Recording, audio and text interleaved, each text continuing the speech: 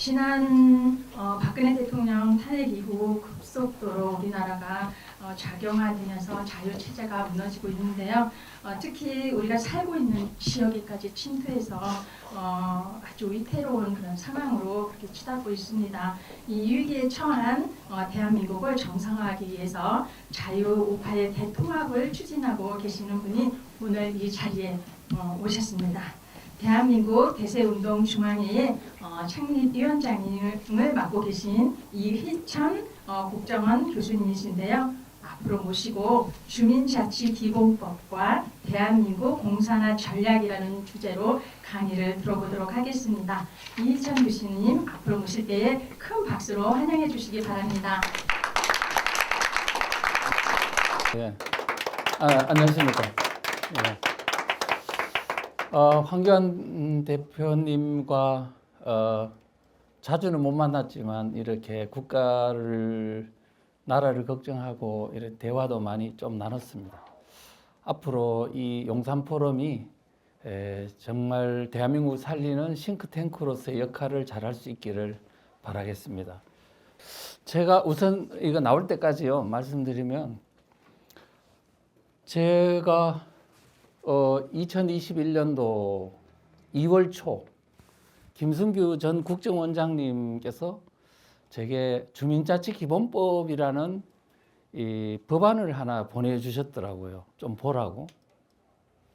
근데 딱 보는 순간에 어떤 느낌이 들었냐 하니까, 만약에 이 법이 통과된다면 대한민국의 체제가 무너질 것 같다. 그러면서 이 전기로 감전된 것 같은 충격을 받았습니다.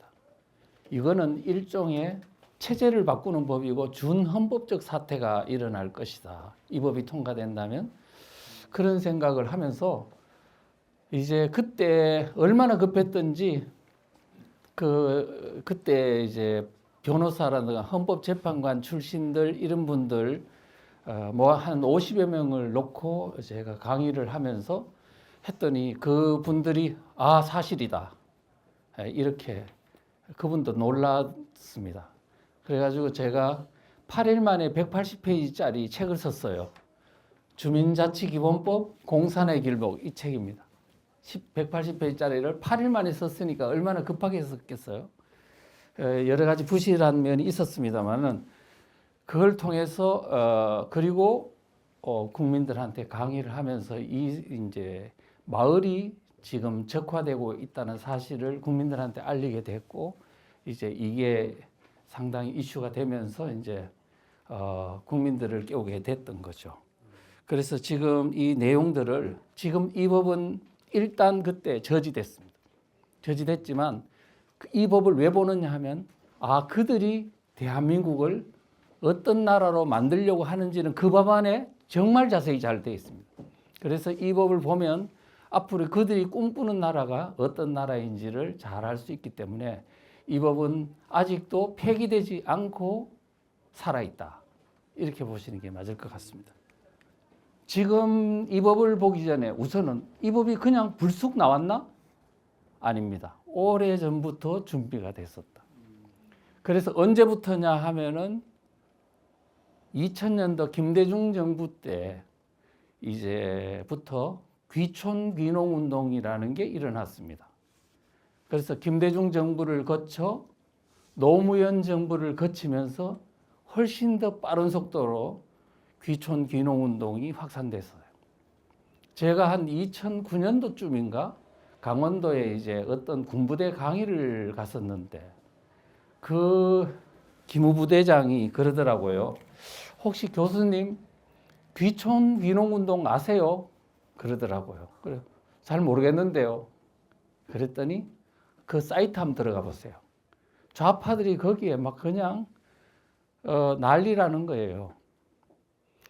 이 사람들이 귀촌 귀농 운동을 해서 강원도 지역의 마을에 들어가서는 거기에 진지를 틀고 뭐 경제공동체, 마을학교니 또는 경제공동체, 뭐 협동조합이니 사회적 기업이니 이런 어떤 명분으로 시골로 들어가서 세력을 넓힌 후에 이장직을 장악했어. 또 이 사람들끼리 또 네트워크를 구축해서 세력을 넓히고 또 그들이 서로 밀어주기 해서 지방의원이 되고 이렇게 해나가고 있다고 이야기를 하더라고요. 그래서 이 사태가 심각하구나 이렇게 해서 쭉 이제 관찰을 하게 됐습니다. 그런데 이제 관찰하면서 보니까 이 사람들은 이제 2003년도 4년도 그즈음 노무현 때 아닙니까? 베네수엘라에 있는 지방자치회 모델을 연구하면서 전문가들이 한국에 와가지고 지금 베네수엘라가 마을을 장악해서 어떻게 이 좌파의 세상을 만들고 있는지 차베스의 통치 모델을 벤치마킹하기 위해서 많이 연구를 하고 있다는 것을 알게 됐습니다. 어쨌든 그런 외국 모델도 연구를 하지만 국내에서 또 모델이 하나 만들어졌습니다. 마포에 있는 성미산 마을이라고, 마포에 가면은 이제 성미산 마을이라고 있는데 합정동, 연남동, 뭐 그다음에 서교동, 망원동, 창전동인가 이런 지역에 어떤 그 개발되지 않는 그 마을이 있는데 거기를 근거지로 해서 좌파들이 몰려가지고 하나의 생태계를 형성한 곳입니다. 그래서 이 성미산 마을에는 유창복 씨라는 사람이 이 도시 개발을 반대하면서 이제 여기에 터전을 잡았는데 거기에 뭐 성미산 학교니 자기들끼리 그 지역 내에서 학교를 만들어가 12년제로 운영을 하면서 공산주의 사상, 좌파 사상을 계속 가르치면서 확대 재생산하면서 그들만의 세상을 만들었던 거죠. 그래서 공동 생산, 공동 소비, 공동 구매 또는 공동 육아 이와 같은 어떤 것을 통해서 그들만의 세상을 만드는 게 바로 성미산 마을이다. 그러니까 우리 그 인근 사람들과는 전혀 완전히 다른 별종의 세상을 만들고 있었는데 이 성미산 마을이 한 곳이었으면 좋았겠잖아요. 이제는 이 성미산 마을 모델이 전국으로 다 퍼져버린 거예요. 누구에 의해서? 박원순 시장에 의해서. 지금 그와 같은 현상들이 이제 벌어졌습니다. 지금은 성미산 마을은 이제는 좌파 마을, 공동체 마을 하는 그 모든 전국에 있는 그 활동가들의 성지가 돼가지고 이제 와서 배우고 이렇게 있는 상황이다. 그래서 그 성미산 마을에 가면은 어떤 조직들이 만들어져 있는 그 주변에는 좌파들만의 조직들이 그냥 거기에 구름대처럼 몰려 있는 상황입니다.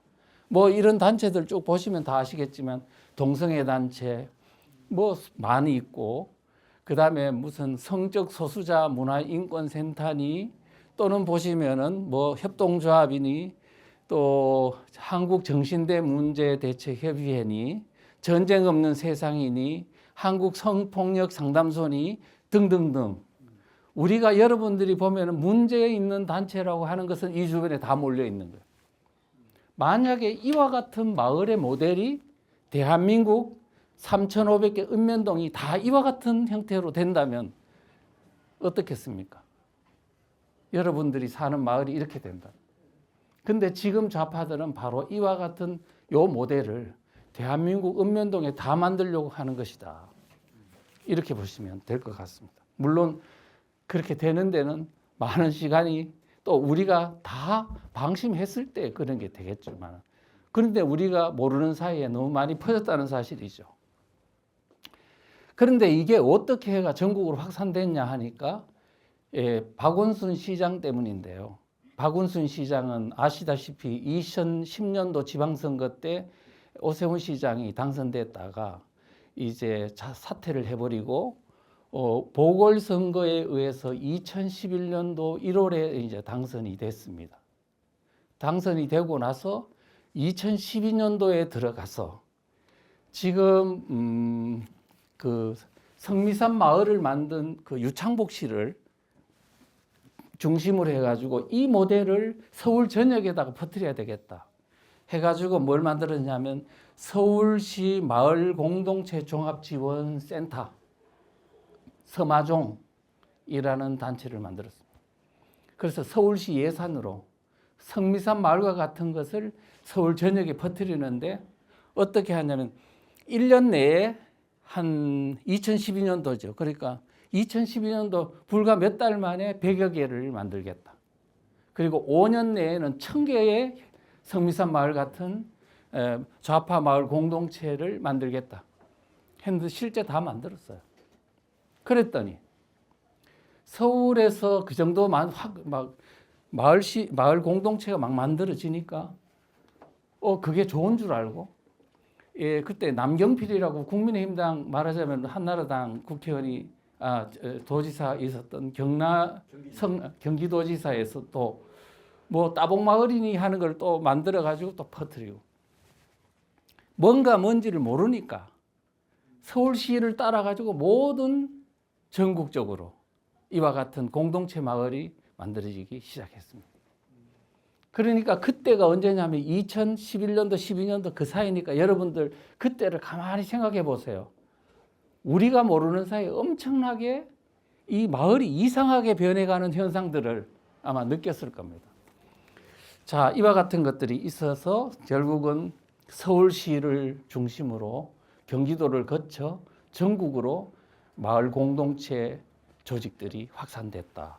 이래 보시면 될 것 같습니다. 혹시 실례지만 그 마을 공동체라고 하는 게 동네에 있는 주민 커뮤니티 센터랑은 또 다른 개념인가요? 커뮤니티 센터? 네. 그거는 용어는 어떻게 되어 있는지 모르겠는데 커뮤니티 센터는 뭐예요? 우리 동네에 보면은 커뮤니티 센터가 따로 있거든요. 네. 근데 거기에 뭐 보면 약간 뭐 이렇게 어린이집 같은 것도 살짝 있고. 그것도 아마 이상하긴 한데. 같은 것도 있고. 예. 그 커뮤니티 센터라는 그 어감 자체가 좀 그렇죠. 그런 것 같아요. 유사한 개념이겠죠. 예. 네, 죄송하지만 질문은 예. 메모해 두셨다가 나중에 하세요. 자, 이와 같이 확산이 되고 있었는데 좌파들이 마을을 장악하려고 하는 것은 뭐냐면 굉장히 체제를 바꾸기 위한 그 아주 중요한 수단으로서 활용되고 있는 거예요. 옛날에 공산주의도 다 보면은 농촌이니 뭐 이렇게 하방운동을 해가지고 민심을 장악하고 그 다음에 체제를 바꾸는 걸 했잖아요. 중국도 그랬고 뭐 다 러시아도 그랬고 이재명도 그랬어요.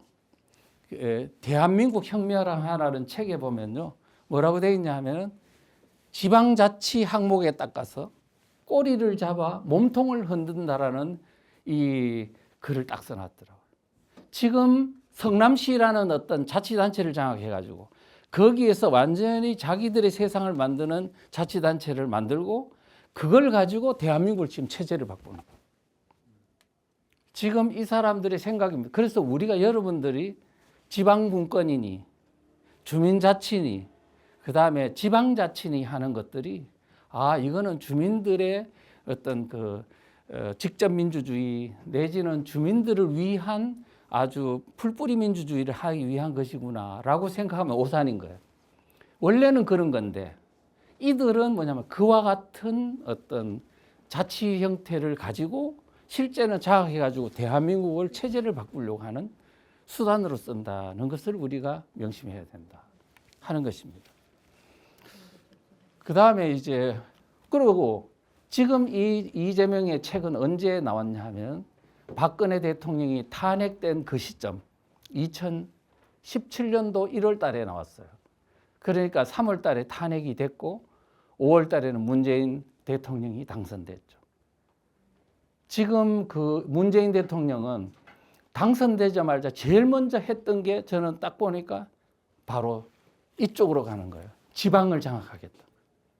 지금 뭐냐면 체제를 바꾸는데 지방보다 더 중요한 것은 없다는 것을 다 아는 거죠. 그 사람들은. 우리는 몰라도 그 사람들은 다 알아요. 그래서 문재인 대통령이 당선되자마자 딱 한 달 뒤에 전국 지방자치단체장들을 불러놓고 뭐라고 말했냐면 내가 그때 그 이야기를 듣고 깜짝 놀라서 소름이 돋았어요.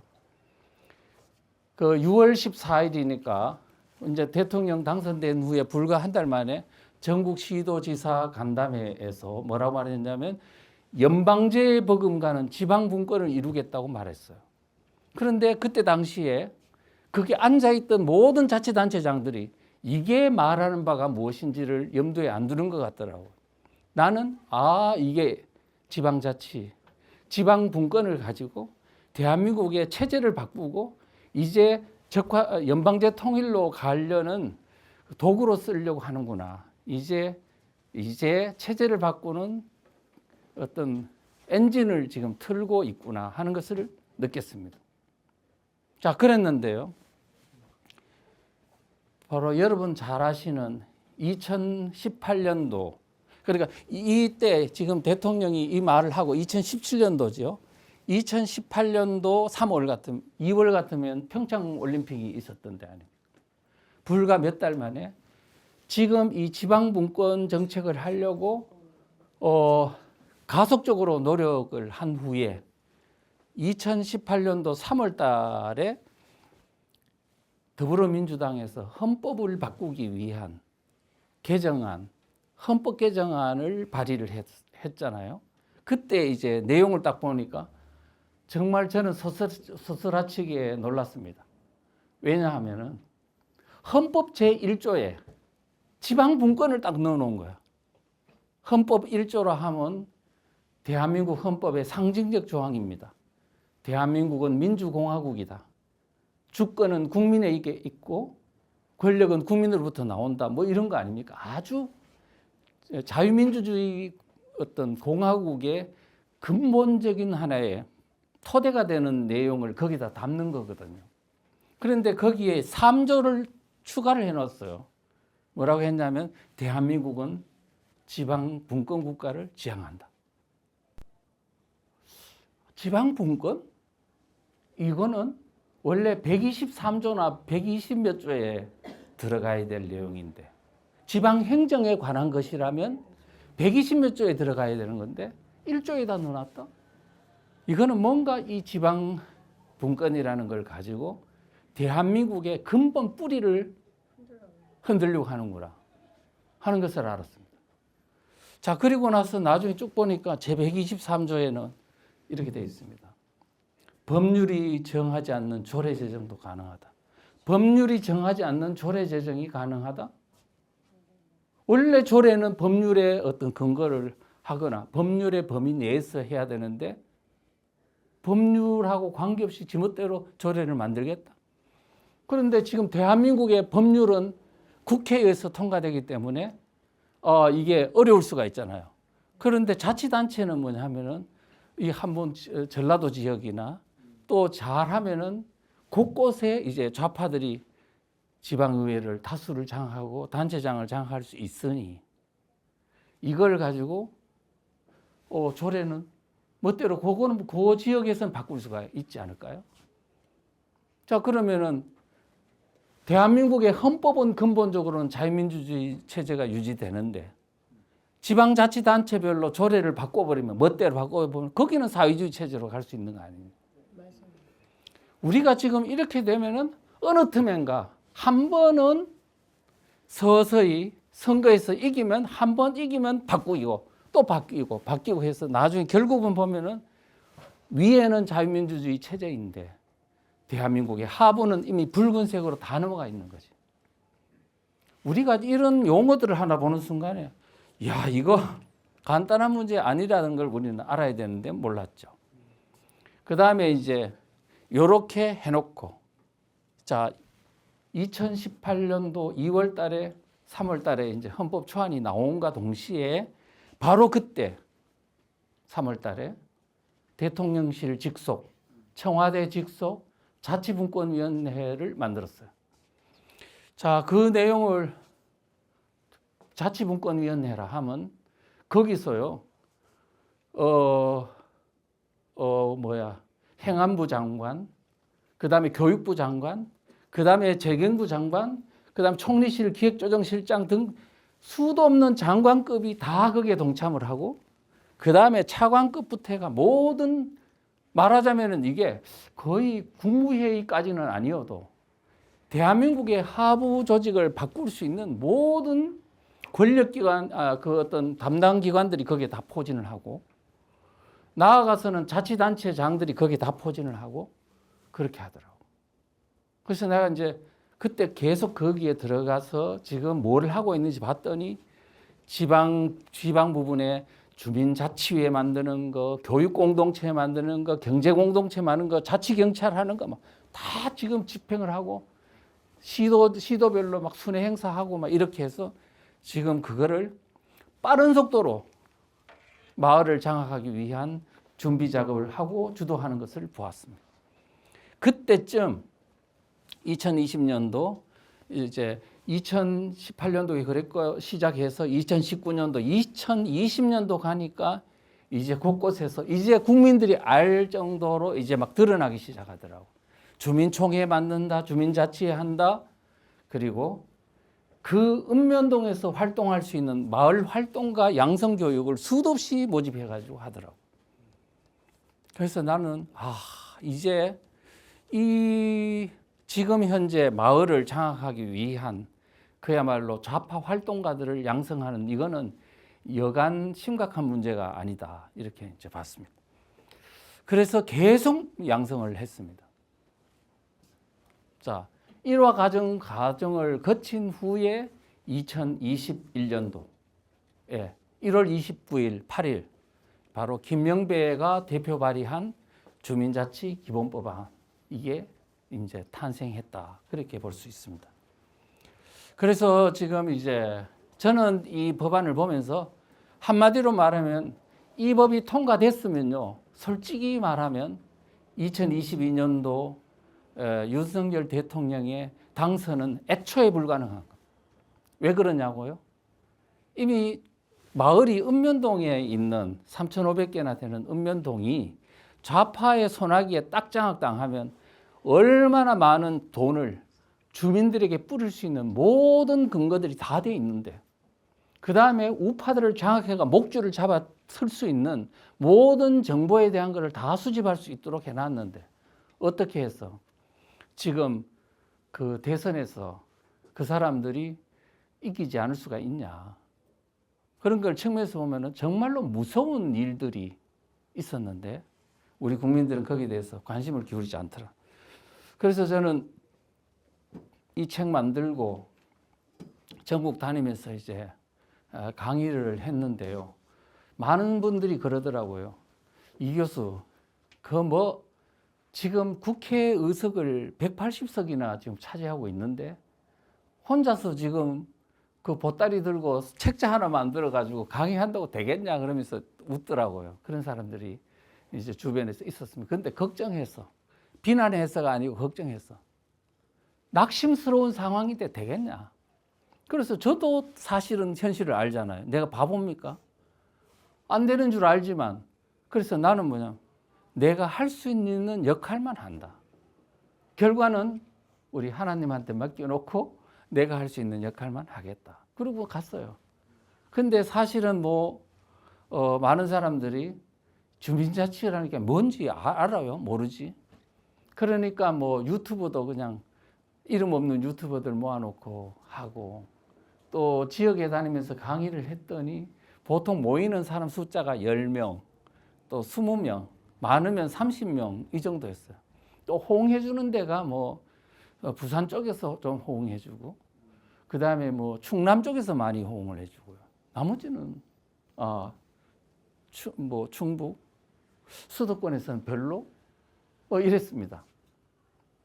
이런 상황이 벌어졌는데 근데 제가 가서 볼 때는 기적들이 일어나더라고요. 2달 그 정도로 그렇게 호응이 미약한 상태에서 했음에도 불구하고 진실을 말하다 보니까 사람들이 깨치기 시작하는 거예요. 강의하면 그 듣는 사람들은 충격을 받는 겁니다. 우리 마을이 이 정도까지 됐나? 거기 앉아있는 정교조 교사들도 듣고 했는데 얼굴이 그냥 똥색이 되더라고요. 사실이니까. 그런 것들을 이제 느꼈고요. 그래서 시작한 지 한 2개월 되니까 유튜브에 있는 좌파 주민총회 연설하는 유튜브가 스톱이 되더니 한 달 뒤 3개월쯤 되니까 현수막 많았었죠. 주민총회 한다, 주민자치한다 현수막 도로에 많았죠. 그게 뒷골목으로 빠지더라고요. 그런데 5개월쯤 지났을 때 그때 더불어민주당에서 이 법 통과시키면 안 되겠다라는 판단을 내리더라고요. 왜? 너무 위험해가지고 국민들이 막 깨어나니까 내년 대선에 위험하겠다 해서 불리하겠구나 해서 이제 이 법을 이제 내리는 걸로 그렇게 돼서 정상적인 건 아니지만 그렇게 해서 대선이 진행돼서 윤석열 대통령이 당선됐다. 그런 말씀할 수 있습니다. 자, 그러면 그 법 내용은 실제 지금은 내려져 있는 상황이지만 이들이 꿈꾸자 하는 나라가 어떤 나라인지는 절대로 뭐냐면 폐기되지 않았다. 그래서 이 법을 보면 이제 앞으로 여러분들이 지금 이 사람들이 나라를 어떻게 만들려고 하는가를 잘 알 수 있다. 그런 말씀을 드릴 수 있습니다. 그러면 그 내용을 한번 볼게요. 그 내용 안에 자유민주주의 체제를 파괴하는 장치를 삽입해 놓았다. 어떤 안보 아주 전문가인데 여러분들도 많이 아시는 분인데 뭐라 그러냐면은 내가 이 주민자치기본법 공산화 길목이라는 책을 썼더니 그 사람이 그러는 거예요. 아니 공산화라 하는 말은 민주적 중앙집중제라고 이렇게 집권 전체주의 시스템으로 되어 있는 건데 지금 이 법을 아무리 봐도 지방 분권이고 좌파가 마을을 장악하는 정도는 몰라도 공산화라는 말은 너무 심하지 않느냐. 이 사람이 공산주의에 대해서 잘 모르고 지금 하는 소리 같다. 이렇게 말을 했어요. 그래서 상처 받았을까요? 안 받았을까요? 그렇지만 저는 그거를 싸울 필요가 없다. 국민들한테 알려주는 것이 싸움에서 승리하는 길이라 해서 그냥 이야기를 했습니다. 그 내용을 이제 쭉 하나 보면은 주민자치기본법 5조 제3항에 보면 이렇습니다. 주민과 주민자치회는 노동, 인권, 환경, 복지 등 관계법령에서 규정한 사회적 책임사항을 준수해야 된다.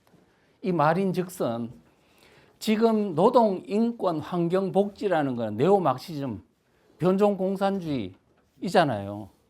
지금 그런 법들이 지금 어마어마하게 많이 지금 바뀌어가지고 이미 시행되고 있습니다.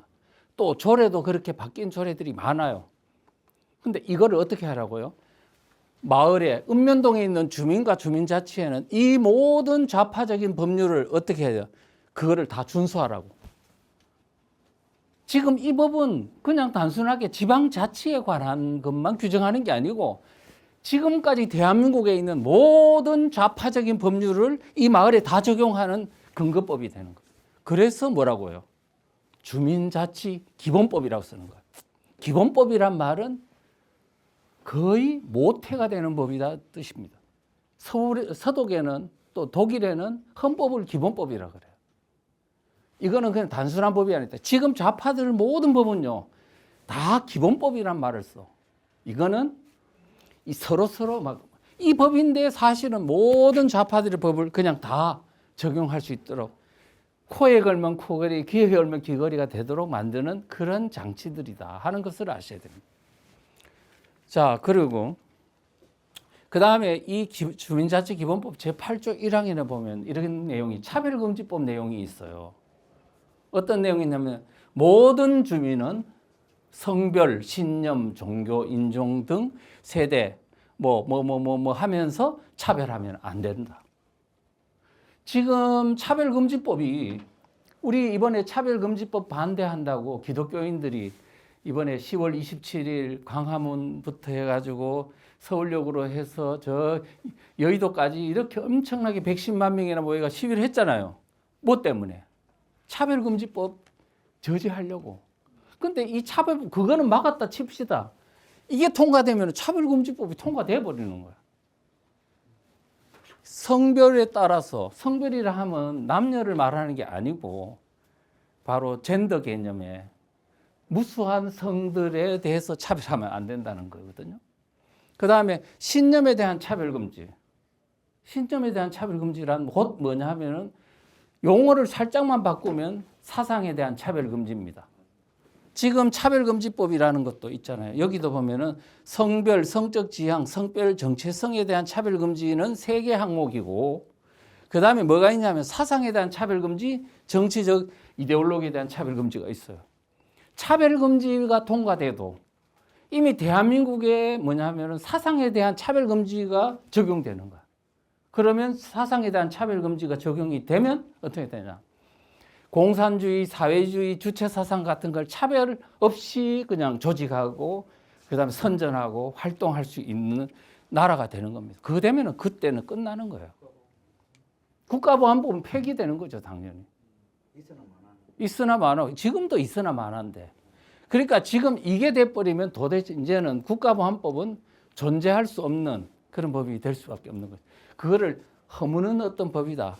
지금 이것이 통과됐다면 결국은 차별금지법이 그냥 통과되는 것입니다.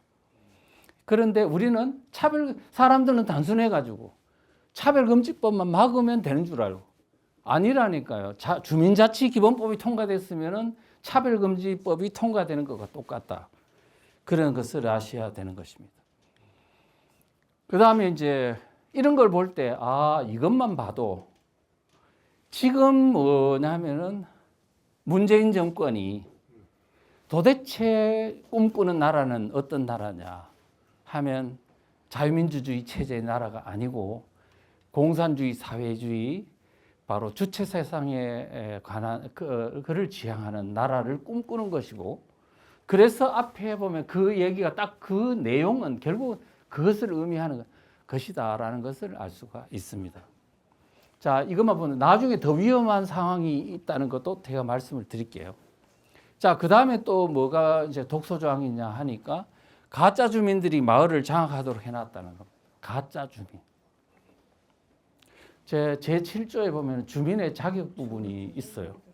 있는데 주민의 지금까지 여러분들이 사는 마을에는 주민의 자격은 그 동네에 주민등록이 되어 있고 집이 거기에 있는 사람만 주민 아닙니까? 그런데 지금 이 법에 따르면은 살고 있는 주민등록이 되어 있는 사람도 주민이고, 그 다음에 생활주민이라는 이유로 실제는 주민등록이 안 되어 있지만 사실상 낮에 그 동네에서 생활하는 사람도 주민이다. 이런 개념을 적용해가지고 이제 주민을 대폭 확대한 거야. 그러면 낮에 생활하는 주민들은 누굴까? 하면은 그 동네에서 직장이 있는 사람, 그 동네에서 뭐 학교가 있어가지고 거기 학교에 다니는 학생과 교사, 이런 사람들이 다 주민이라는 거예요. 그래서 그 다음에 또 외국인도 있지 않나? 외국인도 재동포, 조선족 같은 사람들도 그 동네에 살면 주민으로 넣어주자. 그러니까 재외동포, 그 다음에 외국인, 중국인, 중동인 이런 사람도 있잖아요. 지금 조선족의 경우는 얼마냐면 그때 한 2년 전인가 그 당시에 보면 조선족이 한 110만 명 된다고 그랬고, 중국 유학생이 한 7만 명, 이슬람 장기 체류자가 20만 명이나 된다고 했어요. 지금 좀 더 늘었겠지만 지금 이 정도 되면 엄청나게 많은 거예요. 많아요. 근데 제가 이제 영등포를 찾아봤어요. 영등포가 중국인 조선족이 많은데 얼마나 되냐 봤더니 한 동수가 한 18개쯤 되는데 그 평균적으로 동네에 있는 사람 중국인 조선족까지 포함해서 숫자가 얼마냐 하니까 1,500명 정도 돼요. 1,500명. 그럼 한 동에 있는 주민 숫자가 얼마냐 하니까 3만 명이에요. 3만 명. 보통 이 동수가 주민이 3만 명인데, 그런데 주민총회를 하게 되면 그 주민 총수의 100분의 1, 100분의 2만 참석하면 총회가 의결이 되는 거야. 그러면 3만 명 있으면 몇 명 의결로 이게 결정이 나는 거야. 100분의 1이면 300명이죠. 300명인데 지금 중국 조선족하고 중국인 숫자가 얼마라고요? 그 동네 1,500명. 그럼 중국인들이 뭐야? 그러면은 바로 멋대로 통과시킬 수 있는 숫자인 거예요.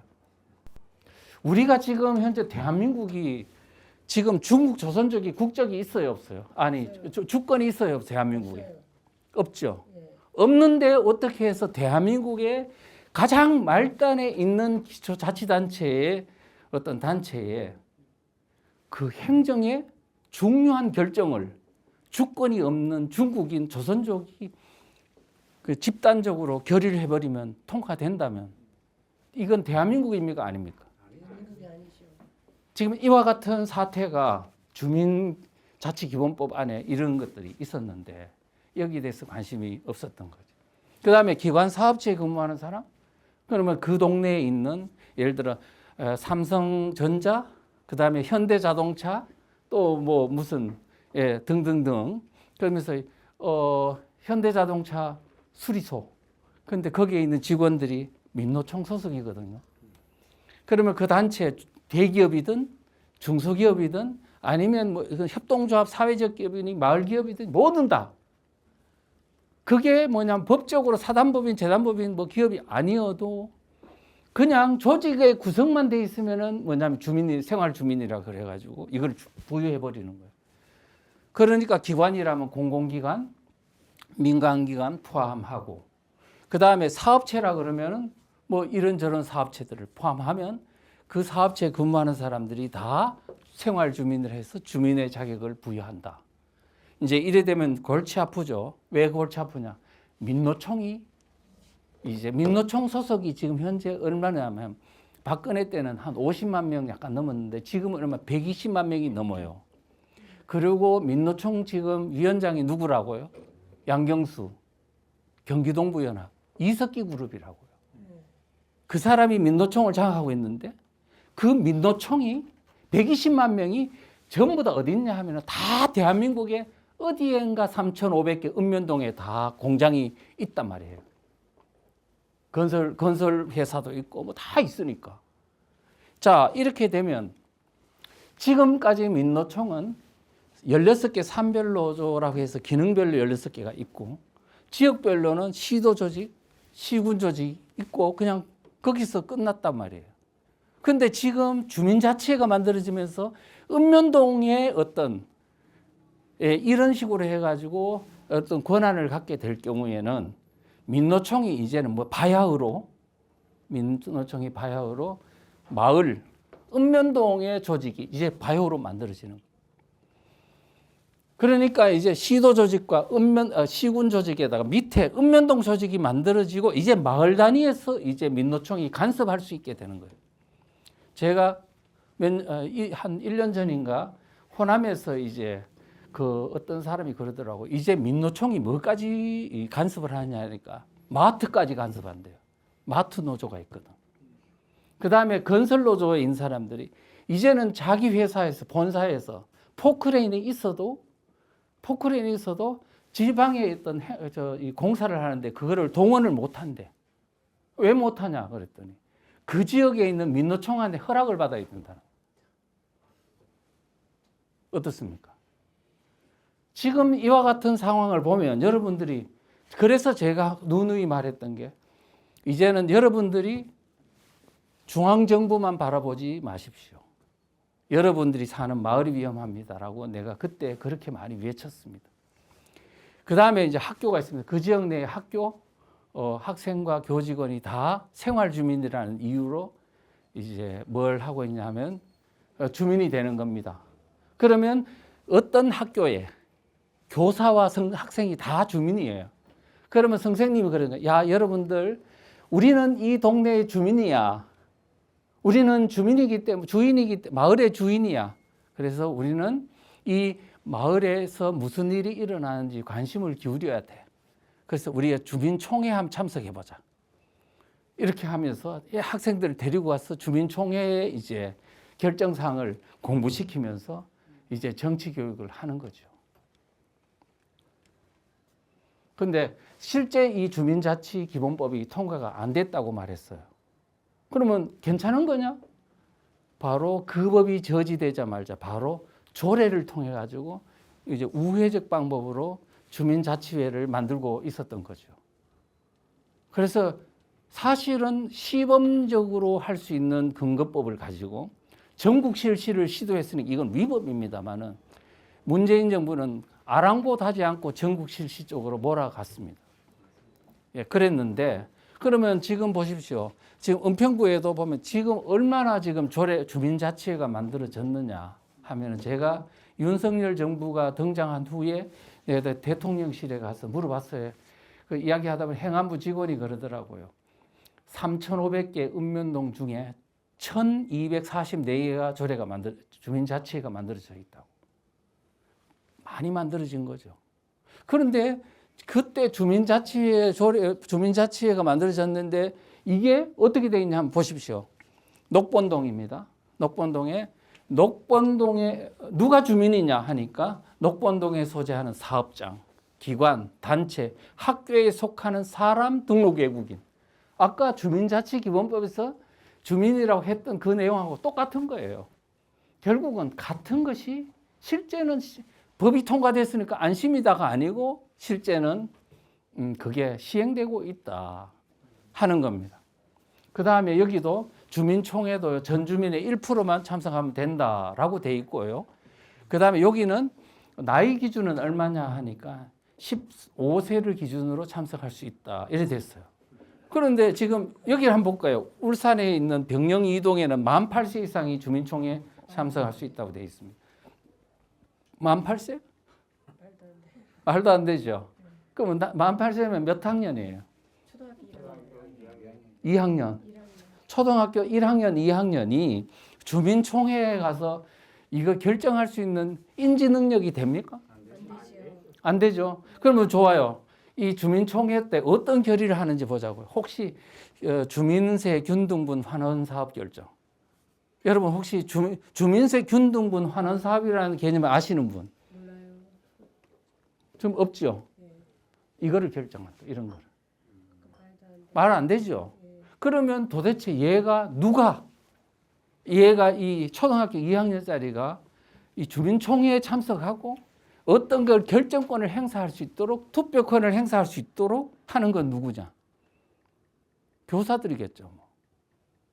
그러니까 지금 이제 그들이 원하는 세상, 지금은 아직 안 오던데? 그때 하려고 하다가 지금 실패한 거지. 잠재되어 있는 거죠. 위험성은. 이재명 체제가 등장한다면 이제 그런 일이 우리 눈앞에서 펼쳐질 뻔 했는데 이제 그게 안 됨으로 인해서 지금은 딱 발톱을 감춘 상황이라 그걸 가지고 이야기하면 안 된다는 거예요. 예. 일부에서 시행되면 예, 그렇습니다. 그 다음에 이제 이 주민총회가요, 주민자치회하고 이게 떨어져 있는 거야. 아니, 원래는 회라는 거는요, 안에 들어가 있어야 돼요. 주민총회가 주민자치회 안에 있어야 되는데 이게 떨어뜨려 놓고 주민총회를 해놓고 그 다음에 그 주민총회에 참석하는 게 다 뭐예요? 사회직계업, 협동조합, 동성애단체, 학교, 노조 이런 단체들이 다 동원부대가 가서 결정을 하고 그 다음 마치 민주주의인 것처럼 하면서 실상은 누가 하느냐면 이 사람들, 당신들은 결정만 해. 우리 시키는 대로 결정만 해. 우리가 모두 우리가 은밀히 다 마을을 지배할 거야. 그러니까 이거는 절대 이 안에 있는 거는 외부로 밖에 발설하면 안 돼. 그러니까 안에서 사무국장이 요런 위원들과 다 함께 실제 마을을 통치하는 겁니다. 하고 주민총회는 밖에서 쓸만한 거 주민들한테 인심 쓰고 이미지를 좋게 하는 것만 의결하는 거죠. 뭐 환경 미화를 한다.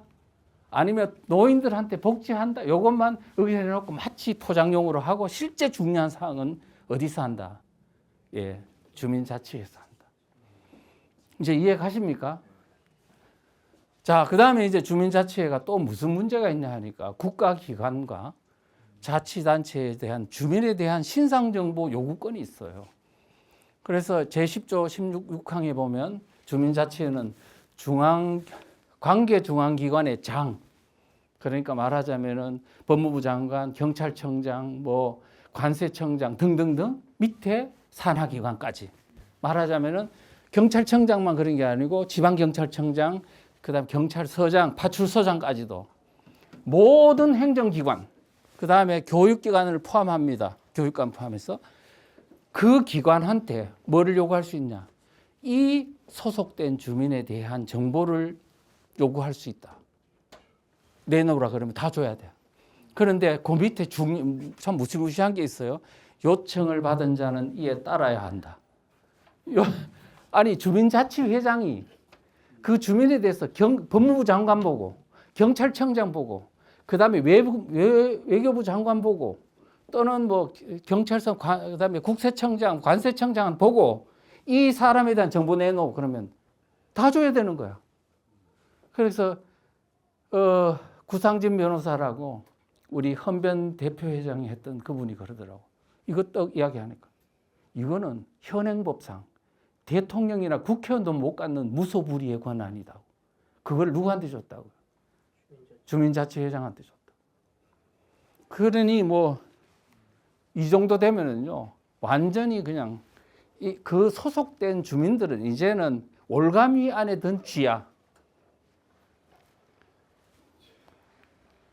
그런데 그때 그렇게 해서 얻은 정보를 어디서 나는 관리할 거냐 나 그게 궁금했거든요. 근데 그 법에는 없어. 그 법에는 없어요.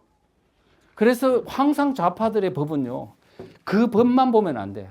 그 법과 떨어져 있는 다른 연관법들 속에서 전체를 봐야 모자이크 된 것을 실체를 알 수가 있다. 그래서 지금 진선미 의원이 발의한 마을 공동체 기본 법안 거기에도 보면 행안부 장관이 마을 공동체 종합 정보 지원 시스템 구축을 운영하도록 이렇게 해놨습니다. 그 다음에 서영교 의원이 발의한 마을 공동체 및 지역 사회 혁신 활성화 기본 법안 안에 딱 보면은 행안부 장관이 종합 정보 시스템을 구축 운영하도록 되어 있습니다. 그러니까 3,500개 읍면동물로 수집된 이 주민에 대한 정보를 어디서 지금 통합 관리한다고요?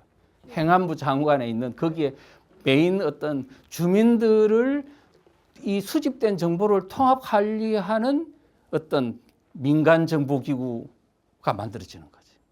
옛날에는 국정원에서 뭐 혹시 민간 사찰한다 그러는데 이제는요 행안부에서 아예 주민들을 모두 일거수일투족을 다 정보를 수집해 가지고 딱 관리하는 거야. 이제는 뭐냐면 신원사항에 보안도 없어. 그럴 수 있어요. 자, 그래 놓고 거기다가 경찰에 있는 지금 전국으로 퍼져 있는 골목마다 있는 CCTV 있잖아요. CCTV에다가 그거다가 안면 인식 기술을 탑재하면 이 정보망하고 어떻게 돼요? 경찰청장이 지금 어디에 있어요? 소속이. 행안부 소속 아닙니까? 그러면 행안부가 지금 대한민국의 국민들의 모든 것을 완전 목줄을 탁 잡고 꼼짝마. 너 지금 부동산이 얼마지? 어디 있지? 이런 거 다 탈탈탈 털어가지고요. 완전히 이렇게 됩니다.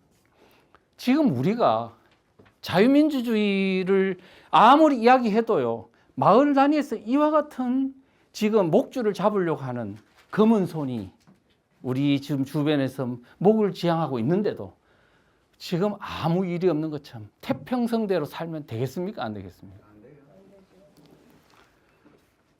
자, 그 다음에 이제 주민자치의 주도권이 또 외부 단체가 장악하도록 했다는 사실입니다. 외부 단체가 주민자치회를 장악하도록 해놨어요. 그래서 실제는 뭐냐면 주민자치회는 읍면동 3,500개 중에 하나잖아요. 그런데 여기에서 좌파들이 과연 이 주민들을 다 통합 관리할 수 있는 능력이 있을까? 없겠죠. 그러니까 실제적으로는 주민자치회장이 그 사람이 뭘 알겠어요? 행정을 해봤어? 아니면 어떻게 알겠어요? 그 사람들을 맡겨놓고 실제는 통합하는 거 해놓고 그 모르는 거는 다 외부에 위탁을 하도록 해. 그래가지고 외부에는 좌파 전문가들이 완전히 전체주의 시스템을 딱 구축해놓고 딱 끌고 가는 거지. 자, 거기에 이렇게 돼 있으면 제18조에 전문기관을 운영할 수 있다. 그렇게 어떻게 되어 있냐면 국가와 자치단체는 주민자치와 관련된 기관, 법인 또는 단체를 전문지원기관으로 지정 위탁할 수 있다. 그러고 그러면 주민자치회가 실제 그 동네에 있는 일을 주민자치회가 자체적으로 하는 게 아니고 실제는 자치라고 말해놓고는 그 업무를 어디다가 외부에 있는 기관이 그거를 실제 장악해서 운영할 수 있도록 위탁한다는 거예요. 무서운 거죠. 자, 이렇게 하는 거예요. 모든 읍면동이 읍면동이 읍면동에 주민자치회, 자치회 다 있어요. 그런데 그 자치회가 따로따로 움직인다면 좌파들의 생리에 맞을까요, 안 맞을까요? 안 맞죠. 그러면 이 자치회가 하나로 다 통일이 되려면 외부에 있는 어떤 기관이 그거를 다 일사불란하게 통제를 해줘야 돼. 그게 바로 뭐 지역별 전문 지원기관이고 그 위에 가면 또 있고 또 있고 결국은 행안부라든가 이런 데서 딱 장악하는 겁니다. 그러니까 아까 어떤 전문가가 이거는 뭐 분권인데 뭐 이거 가지고 공사라는 말을 썼냐 이런 말 하면 돼요, 안 돼요? 안 되죠. 돼요, 안 돼요? 안 되죠. 예. 자, 그런데 그게 사실이 어떠냐? 그게 사실이 어떠냐 보니까 서울시가 이미 박원순 시장에 의해서 주민자치회를 가장 선도적으로 해온 자치단체입니다. 그러다 보니까 이미 다른 어떤 그 시도보다 훨씬 더 빨리 이 조직이 운영이 됐어요. 그래서 뭐가 있냐 하면은 구청마다 외부에 구청 외곽에 구주민자치지원단이라는 게 만들어졌어요. 거기서 컨트롤 타워입니다. 그래가지고 외곽에서 그 밑에 동 단위별로는 동지원관이라는 걸 만들고 그 다음에 이 어떤 그 지원 어떤 체계가 뭘 하냐면 동사무소를 아니지 그 밑에 있는 동주민자치회를 장악하는 거예요. 지금 주민자치회장을 중심으로 해서 이게 자치조직인 것처럼 해놨지만 실제는 누가 이끌어가는 거예요. 그 이미 파견된 공산당원이 말하자면 공산당원이 자치회장을 딱 끌고 가는 거죠. 그 다음에 그 위에 가면 그 지시는 누가 하냐? 구주민자치지원단이 하는 거예요. 그러면 구주민자치지원단이 뭐냐면 구청도 통제하고 동사무소도 통제하고 그 밑에 있는 동지원관을 컨트롤하면서 주민자치회까지도 다 끌고 가는 거예요. 지금 이게 공산주의 방식입니다. 아시겠죠? 그런데요, 그렇게 한 서울시가 어떤 문제가 있냐면 심각한 문제가 있다는 것이 이 종합감사 결과에 드러났습니다. 사실은 제가 그 책이 만들어지고 제가 계속 강의를 하면서 그 어떤 주민자치와 관련된 그 학회가 있어요. 자치학회라고. 그분하고 이야기를 하고 뭐 여러 가지 하면서 어떤 일이 벌어진 3월 달에 이 서울시에서 세미나를 개최했어요.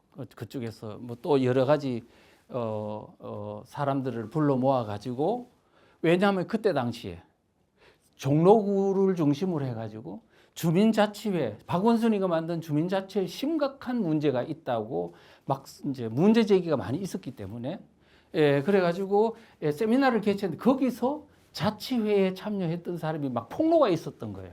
이게 심각한 문제가 있다고. 그래서 오세훈 시장이 당선돼 가지고 이제 이거를 종합감사를 실시했어요. 그래서 9월 달에 종합감사 결과를 발표했는데 어떤 내용이 나와 있냐면은 이런 얘기를 한 거죠. 지금 서울시 외곽에 있는 바로 그런 민간 조직이 얼마나 돈을 빨아먹었는지 지금 박원순 10년 동안 시민단체가 1조 원을 돈을 받아먹었다. 그래서 서울시는 바로 이런 어떤 좌파 민간단체의 ATM기, 현금 인출기로 전락했다. 이런 이제 비판을 했습니다. 자, 그런데요. 자, 한번 요 기사 내용을 한번 읽어보겠습니다. 이게 누가 했느냐 하면 오세훈 시장이 말한 거예요. 제가 말한 게 아니고 오세훈 시장이 종합감사 결과를 보고서 깜짝 놀라가 했던 말입니다.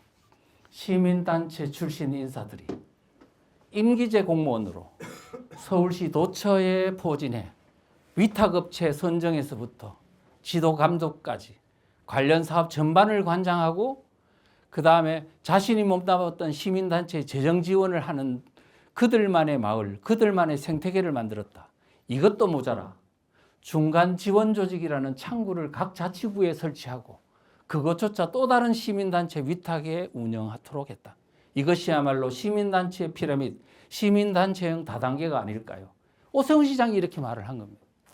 아까 말했던 지금 바로 주민자치회에 뭐라고 했어요? 아, 주민자치회에서 안 되는 거는 바로 외부 전문기관에 위탁할 수 있다. 그 말이 갖는 의미가 바로 현실적으로 이렇게 나타나더라는 거예요. 그래서 지금 우리가 이제 이런 걸 보면, 이야, 이게 무시무시한 거구나. 우리가 법안 하나를 볼 때, 법안 하나에 있는 문구 하나도 그냥 여사로 넘기면 안 되는 거예요. 바로 그 단어가 의미하는 바는 또 그 배후에 무엇과 연결되는지 정확하게 다 지금 지도를 봐야 바로 그들의 실체를 알 수 있다.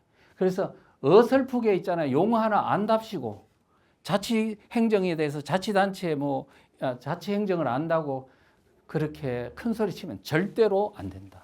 그들의 그 의도하는 바와 그 다음에 그들이 쓰는 용어, 그들이 쓰는 지향하는 어떤 행태, 그것을 알지 않으면 절대로 그들의 실상을 알 수 없다. 그래서 그렇게 말할 수가 있습니다. 그 다음에 읍면동 기업과 자영업자들의 피해가 너무 크다는 건데요. 자, 13조에 보면 주민자치회가요, 권력기관이에요. 읍면동에서 지금 동장보다 더 큰 권력을 행사하는 게 주민자치회장인데 그 사람들이 뭘 할 수 있냐? 사업할 수 있도록 해놨어요. 사업. 근데 그냥 문방구를 하나? 아니고 주택사업도 할 수 있고 그 다음에 주차장도 만들 수 있고 아마도 무슨 거대한 마트도 할 수 있을 겁니다. 자, 그런데 이 수입 사업을 함에 있어서 뭘 할 수 있냐면 국유재산과 군유재산이나 시유지 같은 것들을 그냥 사용하거나 아니면은 헐값에 이거를 불화를 받아다가 구입해가 쓸 수도 있도록 이거는 땅 짓고 헤엄치기 사업을 하겠다는 겁니다. 국가와 자치단체는 국유재산이 필요하다고 인정되면 주민자치 우선매가 무상으로 대여 사용케 할 수 있다. 야, 앞으로 이제 국가 소유재산, 시유지, 군유지 같은 것도 자치단체, 우리가 지금 일 쓰자. 그러면 그냥 써야 되는 거야. 그런데 그걸 가지고 뭐 할 수 있다고? 사업할 수 있다고. 여러분, 권력기관이 뭐냐면 사업을 하면 안 돼요. 맞아요. 사업하면 민간이 다 죽어버려. 제가 그런 거를 겪은 바가 있습니다. 어릴 때 보면은 우리 아버지가 정미소를 했는데 농협에서 정미소를 만든 거야. 그러니까 우리 동네에서 원래 우리가 공장 정미소를 했는데 농협에서 우리 정미소가 잘 되니까 농협에서 우리도 정미소 하자 이렇게 된 거야. 그래서 정미소 만들었네. 그런데 농협의 방간에 모든 동네 주민들이 우리 아는 친척까지도 농협 방간에 가는 거야. 이유는 잘못 보였다가 비료 안 줄까 봐. 그래서 비료 주는 권한도 그게 여사의 권한이 아닌데 그래서 민간 업체는 죽는다는 걸 그때 알았어요. 그런데 지금 이거는 그 정도도 아니잖아요. 뭡니까? 부동산이니 뭐니 모든 걸 다 할 수 있는데 이 무소불위의 권한을 가진 주민자치회장한테 밑보이려고 민간단체에서 경쟁되는 민간단체는 그냥 다 죽는 거예요. 그래서 어쩌면 공공농장을 한다든가 리모델링 사업 한다든가 공공주차장 한다, 힐링센터 수련원 한다, 공공마켓을 한다, 공공부동산 중개소를 한다, 농수산물 시장을 개설한다, 나아가서는 부동산 업체 건축을 한다, 금융업을 한다. 바로 그게 뭐라고요? 사회주의 국가죠. 민간이 다 죽게 되면. 지금 밑바닥에서 그리 돼버리면 대한민국은 그전 끝장나는 거라고. 예. 그 다음에 주민자치회가 엄청난 좌파들이 재정적인 권한을 보유하도록 해놨어요. 지금 이게 이렇게 되면 심각한데요. 앞으로 이거는 영구집권이 가능하게 이 돈을 가지고 주민들 유권자를 장악해서 이제 베네수엘라처럼 이제는 완전히 아무리 나라가 망해도 좌파 마을에 있는 좌파한테 밑보이려면 자기가 죽는 길이니까 이제는 투표는 그들을 던질 수밖에 없는 구조로 만드는 게 바로 이겁니다. 생사 여탈권이 바로 그들한테 있기 때문이죠. 자, 그래서 이게 주민자치회 제정에 보면은 특별회계 운영도 가능하고 기부금도 받을 수 있다고 해놨어요. 아니 이 정도 권력을 가진데 기부금 받을 수 있으면 전부 다 얼마나 기부금 많이 내겠어요.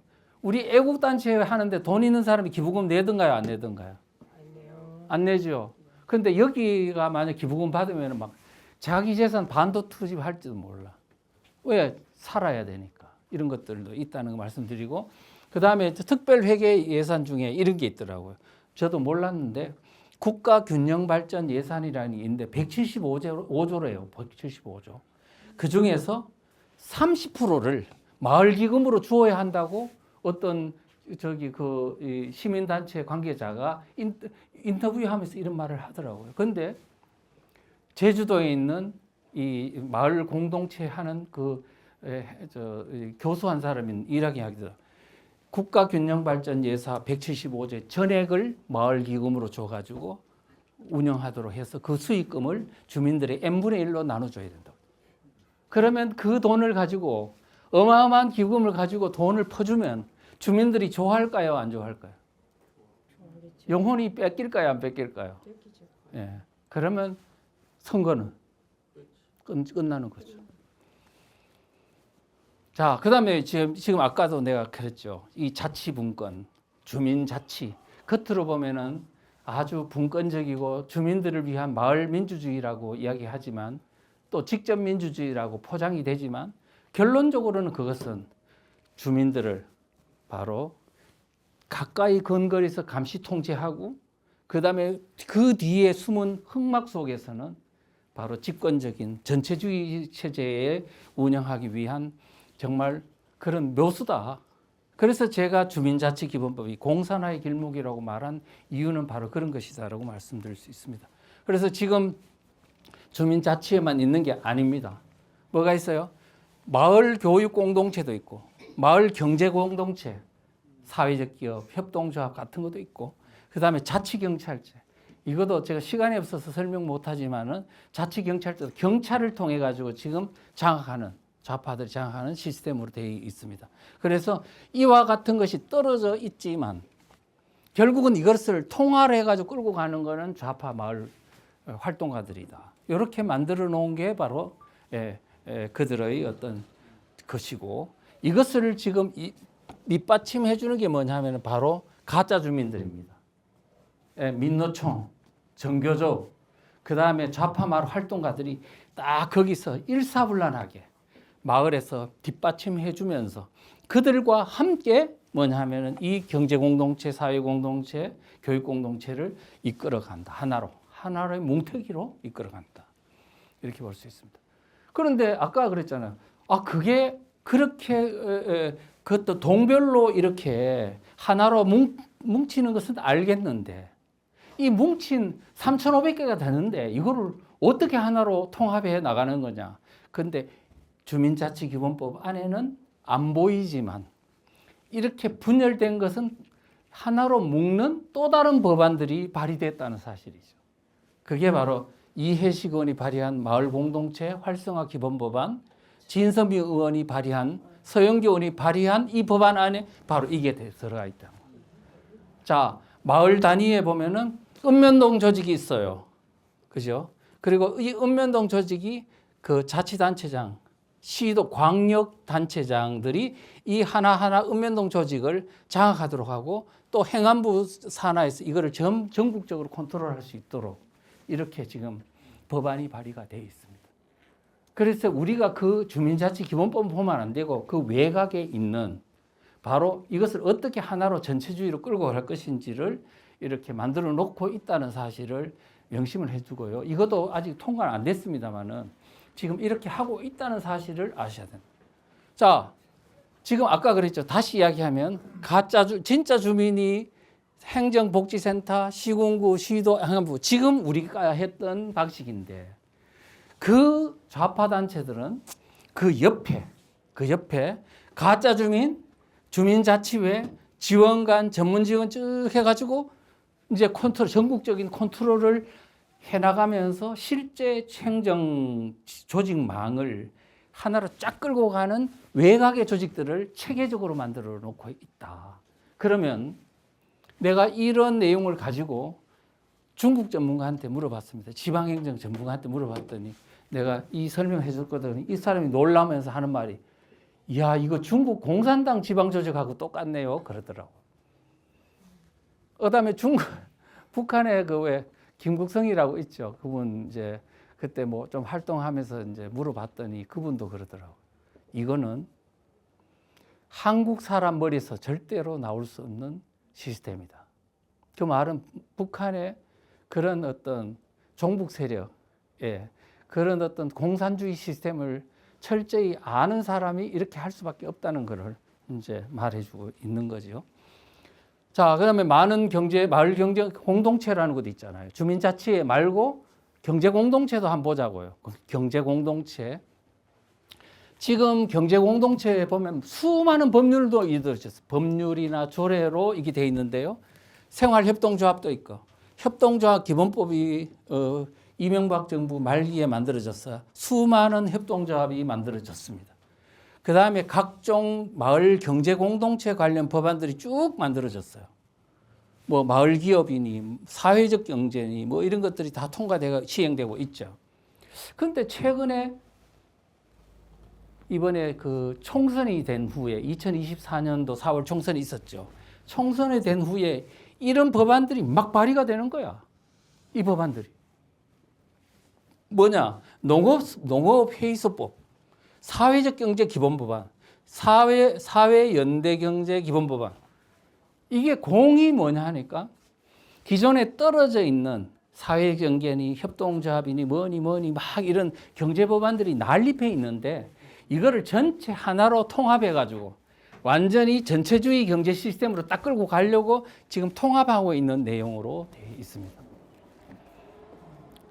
그래서 이제는 뭐냐 하면 모든 것이 처음에는 분산을 통해 가지고 분산을 하는 것은 현재 자유민주주의 시스템을 와해시키기 위해서 분산을 하는 것이고 분산과 분권이나 하는 것이고 분권돼 가지고 일단 와해가 되고 나면 자기들은 집권 체제로 끌고 가는 겁니다. 지금 여러분들이 우리를 완전히 망가뜨리려고 하면 첫째는 어떻게 하냐면 눕혀놓고 발하고 다리하고 모든 인대를 다 누리면 돼요. 그러면 내 몸이 정상적으로 움직일 수 있어요. 그러면 완전히 몸이 망가지죠. 그런 후에 이제 그러면 대한민국의 자유민주주의 체제는 민주니 진보니 뭐 민주 아니면 분권이니 이와 같은 명분을 가지고 대한민국의 모든 통치 질서를 완전히 해체시켜 버리는 거죠. 해체시켜 놓고 그다음에 자기들이 원하는 사람의 의회가 다시 집권적으로 끌고 가는 겁니다. 그때 해체할 때 일어나는 현상을 가지고 아, 이게 민주네. 이게 마을 민주주의네. 직접 민주주의네. 이렇게 착각하면 안 된다는 거예요. 이거는 해체 과정이라는 거죠.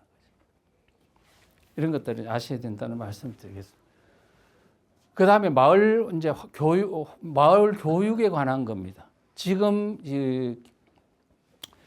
우리 지금 여러분들 지금 마을 쪽에 보면요. 저도 보니까 우리가 기존에 있는 학교들이 있죠. 초, 중, 고등학교, 대학교 이런 거는 정규 학교고.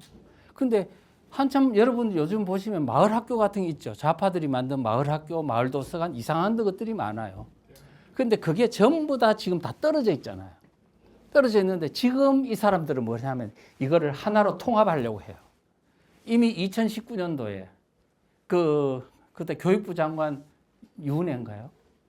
유은혜.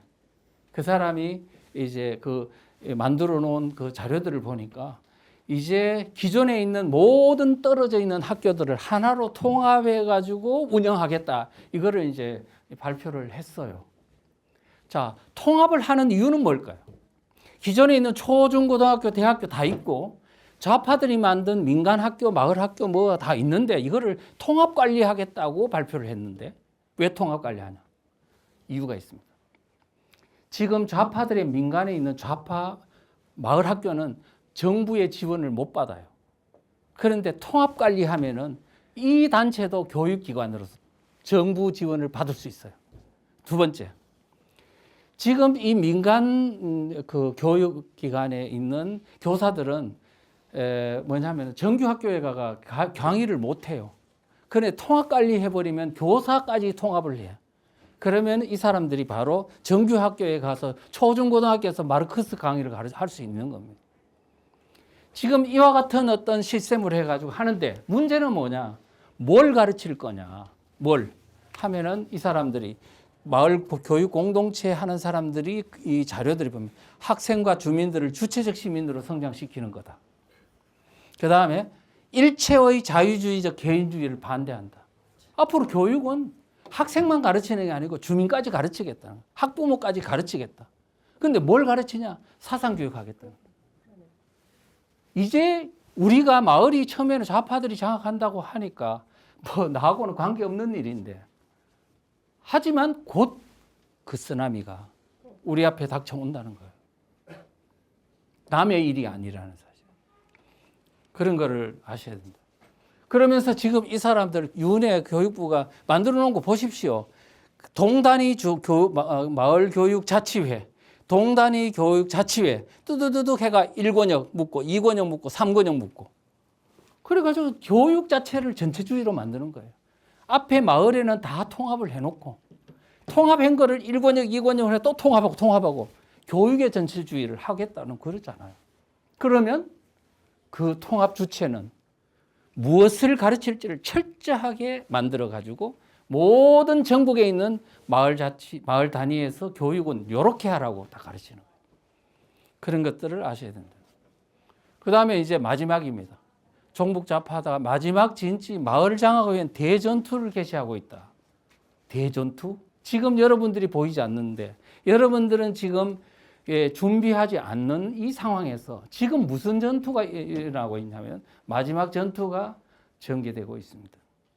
바로 지방선거를 준비하는 종북 세력들의 지금 집요한 이미 선거전이 개시됐습니다. 이 지방의 마을은 말하자면은 우리 전쟁으로 따지면 참호전이고 땅굴전 같은 마지막 전선입니다. 그런데 이 마을 전투가 중요한 것은 뭐냐면 대한민국의 국민들이라면 모두가 그 마을 어디엔가는 살고 있다고요.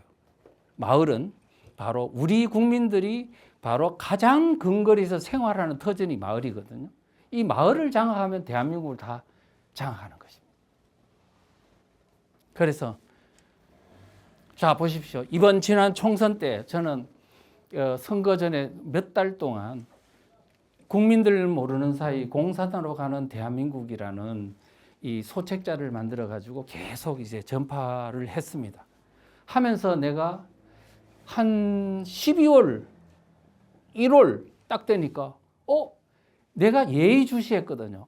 이 종북 좌파 세력들은 지금 현재 이번 총선을 어떤 전략 전술로 이제 그걸 하고 있나 이렇게 살펴봤더니 하객진이라는 이 어떤 그 전법으로 나오고 있더라고요. 하객진. 이거는 이순신 장군이 임진왜란 때 한산도 대첩에 썼던 전법입니다. 학의 양날개를 펴서 완전히 전선을 이렇게 포위를 해가지고 일본의 외선을 그냥 막 집중 포화를 해가지고 괴멸시키는 전법인데, 작년 11월 3일 날 조국이라는 사람이 우리 이번 총선은 하객진으로 해야 된다라고 말하더니 진짜 그대로 하는 거야. 그래가지고 나중에 한 2월 3월 딱 되니까 이 전이 완전히 딱 전선이 형성되더라고요. 그래서 더불어민주당을 중심으로 진보당, 새진보연합, 연합정치시민회의라고 촛불 세력들한테 이렇게 해가지고 이 4개 단체한테 뭘 주냐 하니까 하나의 비례대표 정당을 만들더니 의석을 막 3석씩 나눠주는 거야. 그래서 이게 어쩌면은 이제는 하나의 정당이 돼버린 거지. 이거는 하나의 운명 공동체가 되는 거죠. 요 정도 탁 묶어놓고 이제 그걸 해놓고 그 다음에 더불어민주당에서 막 이탈한 세력이 있어요. 그 사람들이 조국혁신당 만들더니 송영길의 소나무당 만들더니 이낙연의 새로운 미래도 만들더니 막 이탈해가니까 사람들은 저 사람들 총선 앞두고 왜 저렇게 자중질환을 일으키나. 저 사람들도 참 머리가 안 돌아간다? 그랬는데 그게 아니고 이탈하더니 바로 착착착 전선 재배치를 하는 거야. 이게 분열과 갈등이 아니고 전선 재배치였어요. 한쪽은 더불어민주당과 하나의 정당이 되는 비례대표 정당으로서 만들고, 하나는 딱딱딱 재배치하더니 그 다음에 뭐냐면은 이제 윤석열 정부를 괴멸시키는데, 총선이 끝난 후에 바로 지금도 윤석열 탄핵, 뭐 최상병 특검, 김건희 특검 해가지고 막 융단 폭격을 하고 있잖아요. 지금 이 전선 재배치는 바로 총선 이후에 윤석열 정부를 괴멸시키기 위한 전략적 차원에서 재배치한 것이었는데 굉장히 깊은 의도를 갖고 이렇게 전략을 짠 거예요. 그런데 여기서 주목하고 있는 건 더불어민주당과 진보당 요거를 요렇게 동그라미 했어요.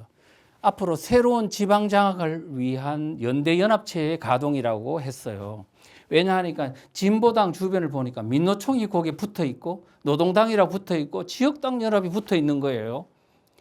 그러니까 작년 제가 한 11월, 12월부터 이거를 주목했죠. 지역당 연합? 그 민노총은 사실은 이미 진보당하고 이미 그 연합 관계에 있으니까 뭐 그렇다 치고 지역당 연합 좋아. 이게 뭐지? 지역당 연합. 이미 2021년도 10월 달에 직접 민주마을자치 전국민회라는 이제 단체가 있는데 거기서 앞으로 마을로 간 촛불민주주의, 좌파 마을 공화국을 만들겠다고 선언을 하고 그들이 꿈꾸는 마을 시스템을 이렇게 써놨더라고요. 첫째, 읍면동별로 마을 공화국을 만들겠다. 자, 두 번째, 그렇게 해서 마을을 완전히 독립국가 비슷한 마을 공화국으로 만든 후에 시도별로는 지역당을 만들겠다. 지역당 만들겠다. 그다음 세 번째는 그거를 기반으로 해가지고 정권을 잡으면 이거는 뭐가 되냐면 마을 연방민주공화국이 되겠다. 자, 대한민국에서 만약에 이거를 마을 운동을 통해서 이게 성공을 거둬서 국가를 장악한다면 이 성공 모델을 전 세계에다가 다 수출을 해가지고 마을공화국 지구연방을 만들겠다. 이렇게 이제 주장하고 있는 겁니다. 이게 꿈꾸는 것 같아요? 아니, 그러면 2001년도에 군자산의 약속 있잖아요. 3년 내에 민노당의 당권을 장악하겠다. 그리고 10년 내에 정권 잡겠다. 진짜로 당권 장악하고 그걸 기반으로 통진당 만들어가지고 민주당하고 야권연대 해가지고 2012년도 먹을 뻔 했잖아요. 이게 꿈인 것 같습니까? 우리가 지금 문제는 그들의 세력이 강해서도 아니고 그들이 뭔가 정말로 철저한 전략 전술이 뛰어나서도 아니고 딱 원인이 하나 있다면 우리가 너무 무지하다는 겁니다. 왜 그러냐고요? 지금 여러분들 진보당 아시죠? 진보당. 진보당 지지율이 얼마인지 아세요? 1%예요. 1%. 진보당 지지율이 1%라고요. 그런데 지금 진보당이 이걸 다 지금 먹고 들어가는 거예요. 아까 그랬죠. 시도별로 지역당을 만든다고 했는데 실제 만들었어요. 전북당. 전북지역당이라는 걸 만들었는데요. 그러면서 앞으로 전북 지역의 수권 정당을 목표로 총선에 임하고 지방선거에 임한다고 했어요. 그래서 이게 뭐 그냥 자기들이 하는 소린가 했더니 이번에 총선 때 지역당 연합이라는 이게 딱 나타나는 걸 보고 이게 무시 못할 존재로 이미 커졌구나 하는 것을 이제 알게 됐습니다. 그리고 지난 대선 때 전북 지역에 그 마을 활동가 15,000명이 이재명 지지선을 했습니다. 15,000명. 그러면 그 15,000명이 아마 이런 바로 지역당을 만드는 주체 세력이 아닐까. 그러면 전북만 지금 참여 안 한 사람도 있을 거 아닙니까? 참여한 사람만 15,000명이면 전국의 좌파 마을 활동가 이재명을 지지하거나 여기에 철저히 하는 마을 활동가 그룹은 몇 명이라고 봐야 되냐. 아무리 못해도 10만 명은 넘을 거 아닙니까? 20만 명, 10만 명에서 20만 명이 되겠죠.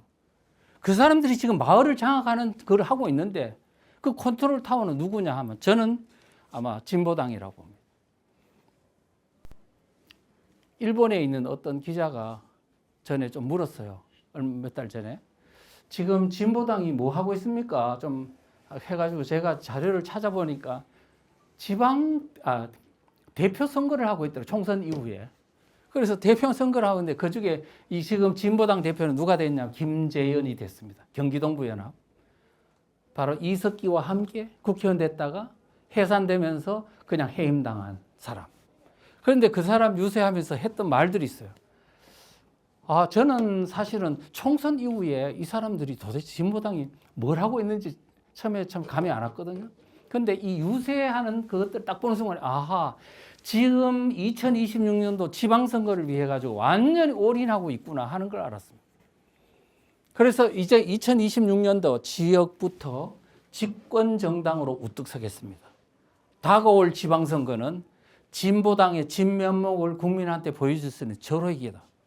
그래서 단체장 당선 이게 해가지고는 전국에 150명의 당선자를 당선시키겠습니다. 그러면서 이제 명실공히 대표 진보 정당으로 자리매김하겠다. 그래서 이제는 그러면서 어떻게 하냐. 그 다음 대선 때는 다른 정당을 견인해서 이제는 집권 정당이 되겠다. 옛날에 통진당이 13명 가지고도 민주당하고 견인해가지고 사실은 공동정부를 구성하려고 했는데 이제 이번에 150명 정도 되면은 이제는 민주당을 끌고 갈 수 있을 것 같다 느낌이 들고요. 그래서 지방선거 승리가 절대적이라고 말을 하고 있습니다. 근데 지금 이제 내가 이 사람을 주목하는 이유는 가만히 보니까 지금 발언 중에 그게 나와요. 앞으로 지방선거를 이기기 위해서 지금 뭘 할 거냐. 자, 보십시오. 모든 당원이 지역 집권의 주역이 되도록 지역위원회 중심으로 당 조직을 재편하겠다. 읍면동별로 이게 당 조직을 완전히 지방선거 시스템으로 딱 다시 재편하겠다는 거예요.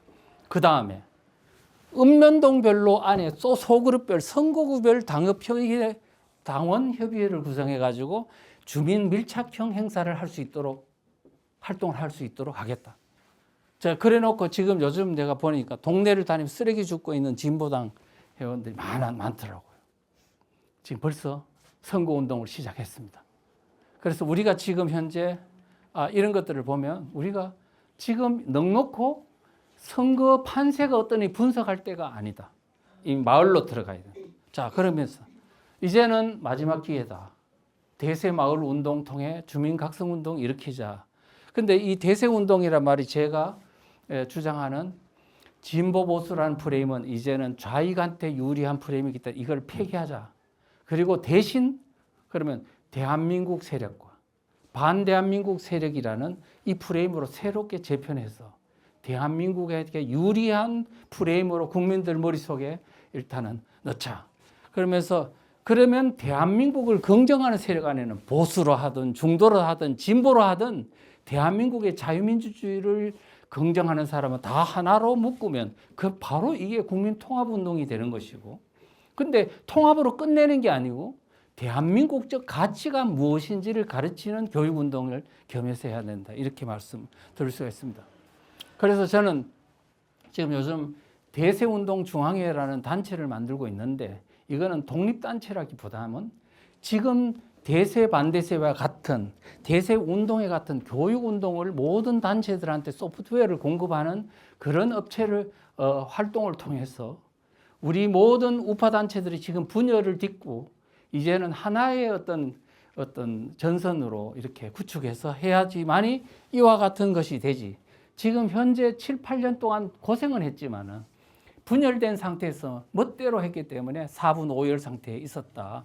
그래서 이제 우리가 교육을 통해서 각 단체 활동을 그대로 다 하시되 적어도 이와 같은 대세 운동에 간 프레임만은 교육을 좀 받고 했으면 좋겠다는 겁니다. 그러면 행동 통일이 가능해진다. 그리고 우리가 교범이나 하면 어떤 전쟁인지 지금, 그 다음에 적은 누구인지, 또 전략 전술은 뭔지 이거를 좀 알고 전선에 임했으면 좋겠다. 논산훈련소 같은 게 꼭 필요하다는 말씀을 드리고요. 그 다음에 이제 지금 우리가 지금 대세운동중앙회가 어떤 활동단체라기보다는 소프트웨어를 공급하는 업체라 보시면 됩니다. 각 단체들이 활동을 하시되 지금 이 운동에 관한 어떤 프레임이나 교육이나 이런 거는 우리가 제공해 줄 수 있다 이거예요. 그런데 마을에 관해서는 그렇습니다. 지금 제가 오늘 했던 이거는 다른 사람이 한 게 아니고 제가 그동안에 강의하면서 연구하면서 다 만드는 게 마을운동 아닙니까? 이 내용 정도면 국민들 깨울 수 있지 않겠습니까 오늘? 자, 그러면 그 내용에 대해서 이런 소책자를 만들어 가지고 우리가 지원하겠다는 거예요. 이거를 그럼 가지고 마을에 내려가서 예를 들면 우리 여기 같으면은 뭐 부정선거 활동을 하시잖아요. 하시면은 겸해서 그냥 한 5%나 10% 정도는 떼어가지고 마을 운동을 하시면 되는데 혼자 하면은 이게 되지를 않아요. 그다음 교육을 뭐 좀 이런 거를 교육을 체계적으로 받고 같이 해야 되기 때문에 이런 어떤 독립된 활동을 하시되 마을 운동이나 이런 거와 관련해서는 우리 좀 거기에 또 그 지역 내에 그 활동을 할 다양한 다른 단체들과 연합해가지고 같이 하면 훨씬 더 효과적으로 대응할 수 있지 않을까 해서 이제 그런 하는 거니까 이런 어떤 전단지나 그 다음에 동영상도 이렇게 알려주고 소책자도 배포해주고 거리에서 피켓이나 이런 것도 할 수 있는 시나리오도 제공해주고 소모임을 통해서 이런 것들을 가지고 주민들한테 알려주는 역할도 같이 하신다면은 기존에 있는 활동과 함께 훨씬 더 시너지 효과가 나지 않을까 그렇게 생각을 합니다. 그래서 오늘 뭐 장시간 시간은 많이 들었습니다만은 우리가 지금 이 위기 상황에서 어떤 하나의 지금 활동만 하실 게 아니고 이 단체들이 전체적으로 보면 이 단체 하나를 엮는 것도 사실은 쉬운 일은 아닌데 근데 지금 우리 우파 단체들이 한 200 몇십 개가 70개인가 뭐 된다 해요. 근데 그 단체들이 전부 다 또 다른 목표를 가지고 따로따로 움직이다 보니 결국은 뭐냐면 정부 따로 당 따로 우파 단체 270개 다 따로 움직이니 이래 가지고서야 어떻게 그들과의 전투에서 이길 수 있겠나. 그래서 우리가 깊이 한번 현상을 생각하시고 또 저의 이제 이 주장에 동의하시면은 앞으로 우리 이런 활동에도 관심을 기울이고 동참해 주시면 전혀 손해가 나지 않는다라는 말씀을 드리면서 오늘 강의 들어주신 데 대해서 너무 깊은 감사를 드리겠습니다. 고맙습니다. 예? 예, 하십시오. 지금 좋은 강의, 너무 좋은 강의인데 예. 이게 혹시 그 대통령이나 예. 국회의원이나 지방자치위원장들이 알고 있는 강의를 들어본 적 있습니까? 아, 제가 좀 이런 이야기는 좀 해도 되는지는 모르겠는데 그 윤석열 정부가 등장한 후에 이제 대통령실에 가서 지금 빨리 문재인 때 만들어 놓은 자치분권위원회 이거를 빨리 폐기하고 그 다음에 새로운 지금 우리 스타일의 어떤 자치 조직을 만들어서 좌파들이 만든 마을 어떤 침투를 저지하고 우리에게 유리한 이제 민간 조직을 만들어야 된다라고 생각했습니다. 그래 가서 이야기를 했는데 못 알아먹는 거야. 못 알아먹어. 그래가지고는 행안부 직원 한 명을 데리고 나왔더라고요.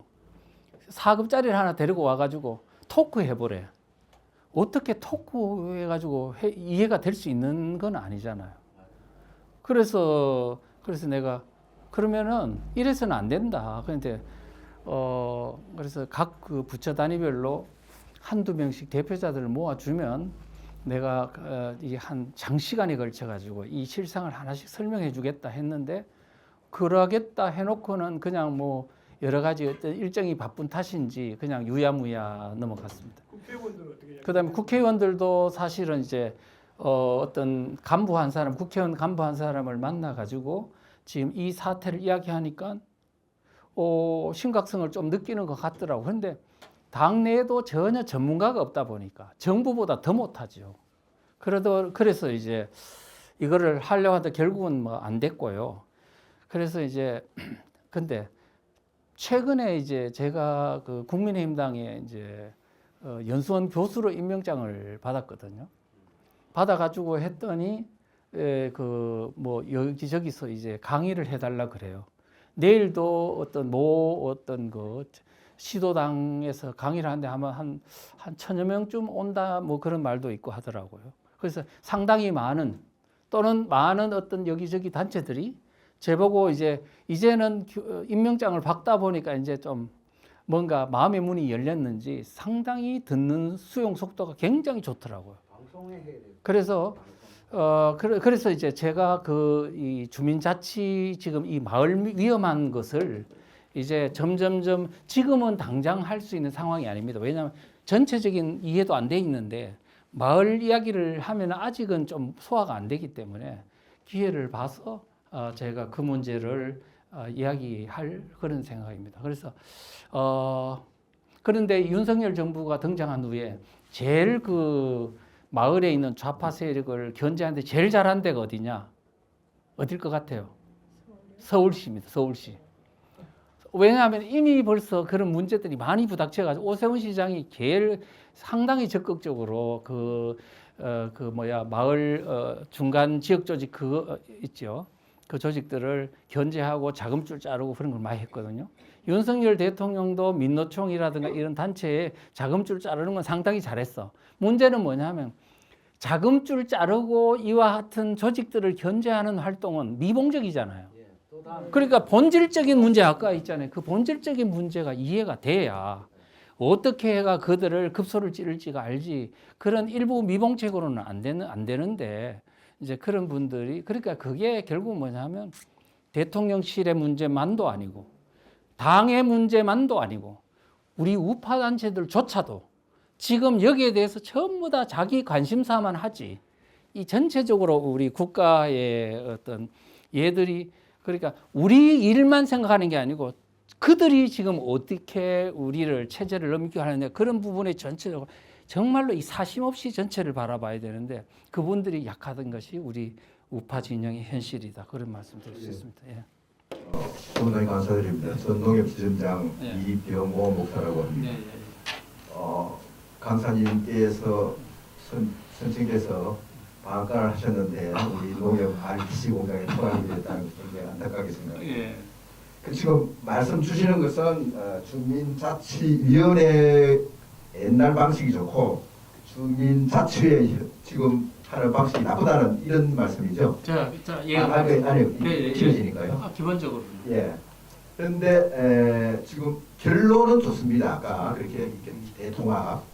그런데 현재 각 구청별로 주민자치회를 해 가니 우파들이 주민자치위원으로 참여해서 그것을 깨우시든지 우리 쪽으로 유리한 쪽으로 이렇게 해야지 하지 말라면은 좌파들 중심으로 주민자치회가 되어갈 것이고요. 그리고 제일 처음에 말씀하신 거에 기노기촌 등을 말씀하셨는데 그거는 궁극적으로 지방 소멸되어 가니까 농촌 인구 유입 방편이었고 그것도 농협에서도 적극 협조해서 농협의 핵심 과제이기도 했습니다.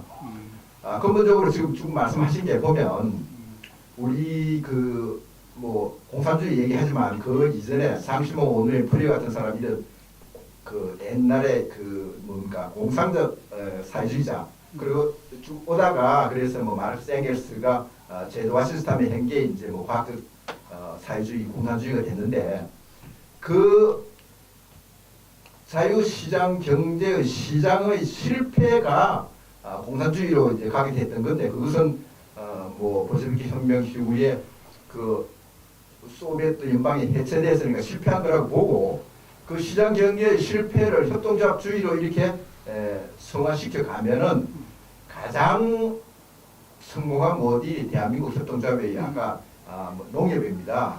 농협 아까 말씀을 주셨는데 지금 주민자치나 지방분권이나 지역균형 이렇게 수도권 비수도권 동반성장 이런 문제를 우리 교수님은 좌파들의 그거라고 말씀을 하시는데 그렇지는 않습니다. 그렇죠. 그거 아니에요. 그거는 제가 거기에 대해 부연 설명을 좀 해드리면은 그러니까 우리가 주민 자치회를 하게 되는 것은 그런 맥락 주민자치, 지방분권, 지역균형발전, 동반성장 이런 거와 지금 국회의원 등을 선출하는 대의민주제의 문제점이 있죠. 대표자의 선정이 그러니까 양당 정치에서 딱 선정이 되니까 이렇게 대표성이 적고 또 이렇게 상식적 국회의원들이 상식적 사고가 아니다 보니까 딱 편향적으로 하다 보니까 그런 문제점이 있으니 아까 말씀하신 직접 민주주의 형태의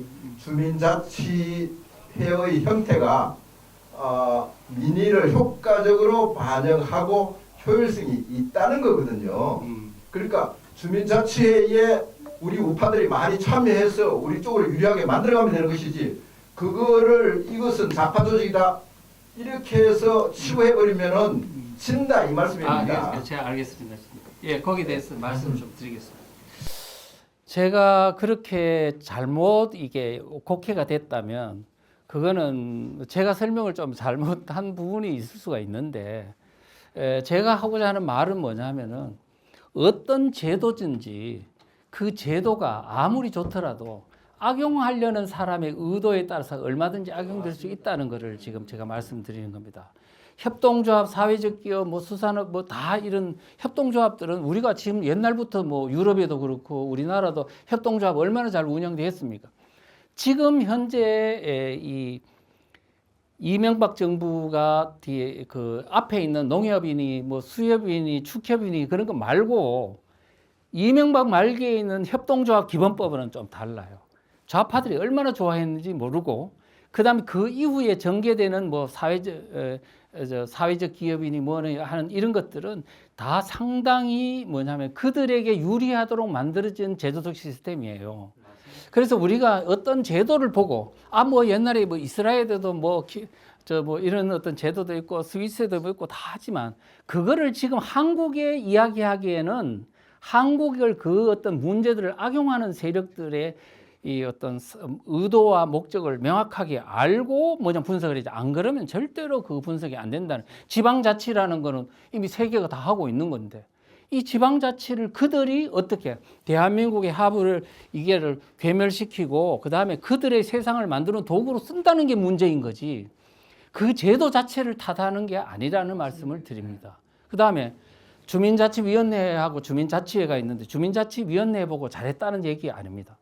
주민자치위원회는 말하자면은 그 마을에 있는 좀 말하자면은 유지들이 이제 우리 동네를 위해서 내가 좀 이제 어떤 헌신해야 되겠다 해가지고 자기 돈도 내고 뭐 좀 동아리 비슷하게 봉사활동하는 개념으로 운영했다면 주민자치회는 엄연히 가짜 주민들 넣어가지고 자기들의 세상을 만들려고 했기 때문에 우리가 일반 우파들이 거기에 들어갔어요. 내가 그걸 한두 번 겪은 게 아니에요. 들어가서 한번 해보라고 그러니까 어떠냐면 택도 없어요. 그 다음에 어떤 경우에는 저지하는 경우도 있어요. 있는데 대부분은 쫓겨나고 말도 못하고요. 딱 어떤 우파 소리를 딱 하면요. 어떤 분이 그러더라고요. 갑자기 처음에 막 친절하게 하다가 자기 우파의 목소리를 내는 순간에 전부 다 눈동자가 싸한 느낌이 들더라는 거예요. 그래서 지금 우리가 투쟁력이 있는 선수들도 그들 속에 들어가서 난투할 수 있는 능력이 없는데 우리가 준비가 안 된 사람들이 그 속에 들어가서 하는 거는 안 되고 그래서 뭐냐면 판 자체를 바꾸든지 아니면 진짜 뭐냐면 철저히 교육받고 들어가서 혁파를 하든지 그걸 그렇게 되기에는 우리의 내공이나 이런 게 많이 연약한 부분이 있어서 그렇다는 말씀을 드리겠습니다. 예. 자기 없는 사람들이 예, 뭐 근데 또 이제 예.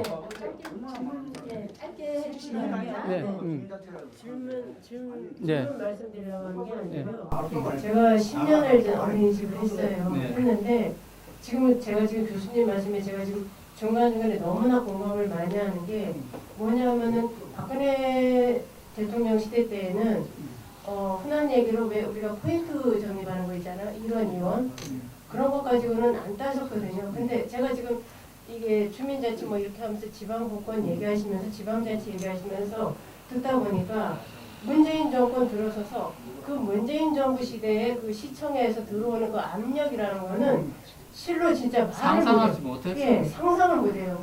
제가 그래서 제가 어린이집을 그만뒀거든요. 그 다음에 또 한 가지는 뭐냐면은 전에는 네이버나 이런 데서 박근혜 대통령 시대 때는 제 이름을 검색을 해도 제 이름이 안 나왔어요.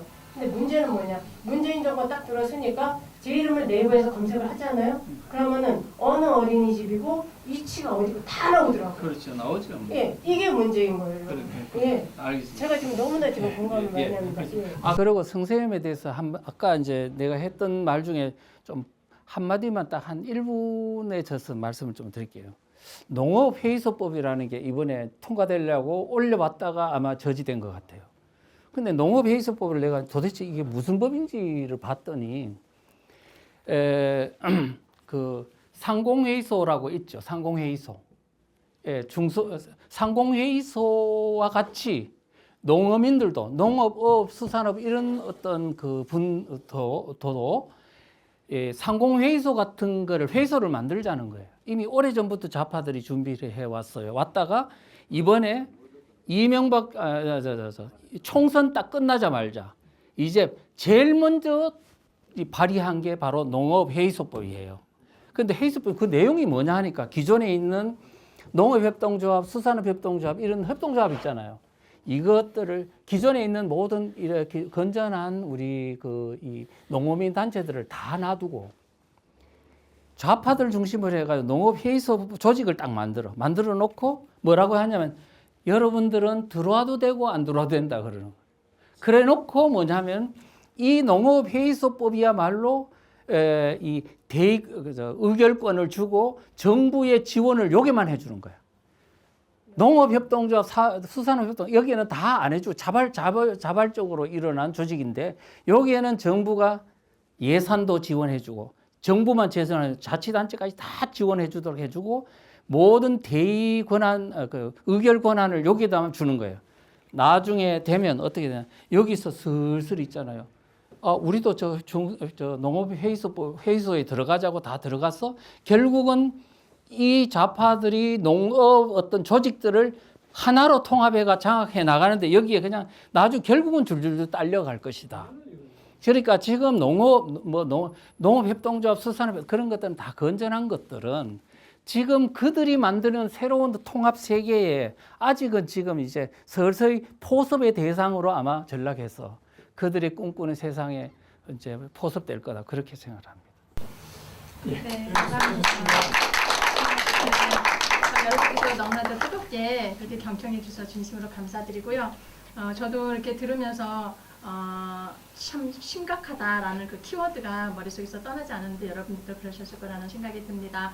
우리 이희찬 교수님을 통해서 대한민국 대세운동 이것을 통해서 국민들을 깨우고 우리 대한민국을 정상화로 만드는 데 큰 기여를 해주시기를 바랍니다.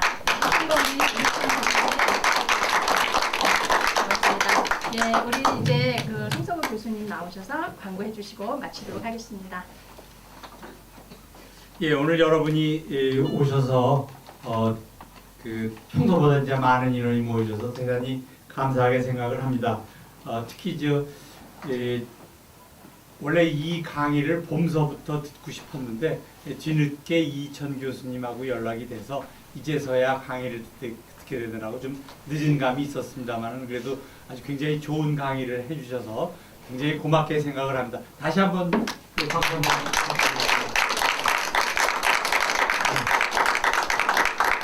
부탁드립니다. 다음번 용산 포럼은 12월 6일 금요일 날 역시 5시에 이 자리에서 하도록 하겠습니다. 다음번에는 전 통일연구원장이신 손기웅 원장께서 국가 성장과 평화 통일을 위한 국가 전략, 그래서 부제로 그린 데탕트와 DMZ UN 평화대학교에 대해서 특강을 하고 토론을 하는 그런 자리를 갖도록 하겠습니다. 오늘 늦게까지 참석해 주셔서 대단히 감사합니다.